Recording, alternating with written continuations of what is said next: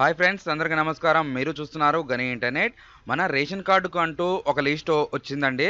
ఆ లిస్టు ఎక్కడ చూడాలి, అలాగే మన ఆధార్ నెంబర్తోని మన రేషన్ కార్డ్ నెంబర్ ఎలా తెలుసుకోవాలి. మీరు గతంలో కనుక ప్రజాపాలనలో అప్లికేషన్ చేసుకున్న, కుటుంబ సర్వే అనేది మన జరిగిన దాంట్లో అప్లై చేసిన, గతంలో మీ సేవలో అప్లై చేసిన, ఇవన్నీ స్టేటస్ ఎలా చెక్ చేసుకోవాలి, అప్రూవర్ అయిందా, రిజెక్ట్ అయిందా ఎలా చూసుకోవాలి అనే దాని గురించి ఈ వీడియోలో కంప్లీట్ ఇన్ఫర్మేషన్ అనేది తెలుసుకుందాం. మీరంటూ ఈ వీడియోని ఎక్కడ స్కిప్ చేయకుండా చూస్తే మాత్రం ఈ వీడియోలో మీకంటూ ఒక క్లారిటీ లభిస్తుంది.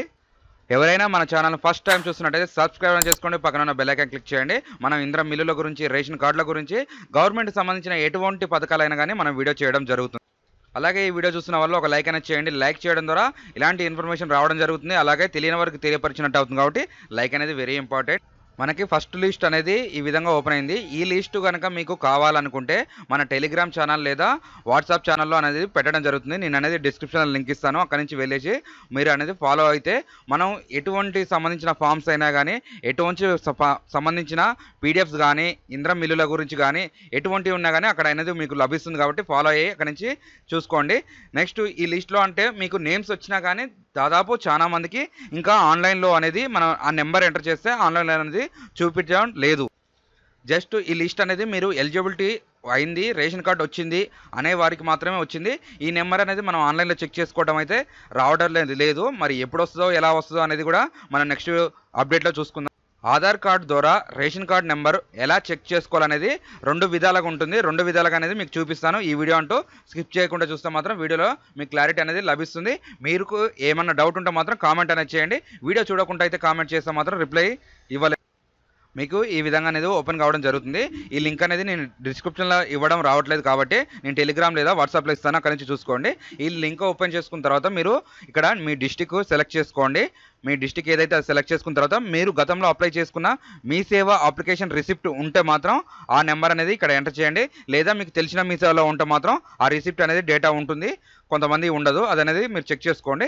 నెక్స్ట్ అప్లికేషన్ నెంబర్ అంటే మీరు ప్రజాపాలనలో లేదా మీరు గతంలో ఏదైనా అప్లికేషన్ చేసుకున్నట్టయితే దాని అప్లికేషన్ నెంబర్ కూడా ఉంటుంది, అదనేది ఎంటర్ చేసుకోవచ్చు. ఇక్కడ యుఐడి నెంబర్ అంటే ఆధార్ నెంబర్ అండి. ఇది యుఐడి నెంబర్, ఆధార్ నెంబర్ అనేది మీరు ఇక్కడ ఎంటర్ చేసుకుంటే మీకు అనేది ఇక్కడ ఈ విధంగా అనేది ఓపెన్ కావడం జరుగుతుంది. ఇక్కడ మీ సేవ నెంబర్, ఆధార్ నెంబర్ అనేది మనకు రావడం జరుగుతుంది. ఇక్కడ స్టేటస్ వచ్చేసి మీకు రిజెక్ట్ దేనివల్ల అయింది అనే దాని గురించి కూడా ఇక్కడ చూపిస్తుంది. రిజెక్ట్ అయిందా, యాడ్ అయిందా, ఇంకా యాడ్ కాలేదా, అప్లికేషన్ ప్రాసెసింగ్లో ఉందా, అప్లికేషన్ పెండింగ్లో ఉందా, ఎక్కడ ఏ స్టేజ్లో ఆగిపోయింది అనే దాని గురించి అయితే మీకు ఇక్కడ డీటెయిల్స్ రావడం జరుగుతుంది. అలాగే రెండో విధానం చూసుకున్నట్టయితే మీరు ఇక్కడ అనేది మీకు ఏ ఆప్షన్ చూపించినా ఇవన్నీ ఫేక్ వీడియోస్ ఉంటుంది. కాబట్టి మీరు ఎంఆర్ ఆఫీస్ లేదా ఎంపీడీఓ ఆఫీస్కి వెళ్ళేసి, ఎంఆర్ ఆఫీస్ కంప్యూటర్ ఆపరేటర్ దగ్గరికి వెళ్ళేసి మీ ఆధార్ నెంబర్ అనేది ఇస్తే వాళ్ళు లాగిన్ల ద్వారా వాళ్ళు అనేది చెక్ చేసి చెప్తారు. మీకు ఈ విధంగా ఓపెన్ కాకపోతే ఆ విధంగానే చూస్తారు. అంతే తప్ప ఇందులో అప్లికేషన్ సెర్చ్ చూసుకోండి, అప్లికేషన్ స్టేటస్ చూసుకోండి, ఇందులో మీ నేమ్ వస్తుంది, మీ ఇందులో నెంబర్ వస్తుంది అనేది అన్నీ చెప్పుకుంటే ఫేక్ అండి. నేను చెప్పిన ఈ విధానం ఒకటి చూడండి. నెక్స్ట్ ఎంఆర్ ఆఫీస్ ద్వారా రెండు విధానాలు చూడండి. అంతే తప్ప మిగతా ఆప్షన్ అయితే లేదు.